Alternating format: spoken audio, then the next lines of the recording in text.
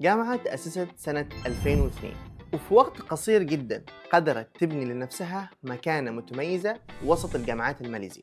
اليوم ترتيبها ال 638 على مستوى العالم، وده حسب تصنيف QS رانكينج، وده إنجاز كبير جدا لجامعة خاصة لسه عمرها صغير جدا مقارنة بغيرها. الجامعة موجودة في قلب العاصمة كوالالمبور، وده بيعطي طلابها ميزة كبيرة، إنهم يعيشوا تجربة دراسية كاملة وسط مدينة مليانة حياة وفرص. الجامعة اللي بكلمك عنها دي هي لينكولن. جامعة لينكولن معترف فيها رسمياً في وزارة التعليم العالي الماليزي و MQA، وده معناته إن شهادتها معتمدة ومعترف فيها في ماليزيا وخارجها.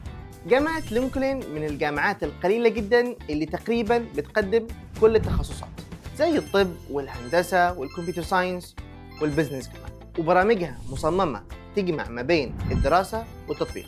أما الميزة اللي بتخليها مختلفة تماماً إنها من أكثر الجامعات الخاصة في ماليزيا أسعارها مناسبة، وفيها منح جزئية كثيرة للطلاب المتفوقين اللي بتخليهم يكملوا دراستهم برا ماليزيا.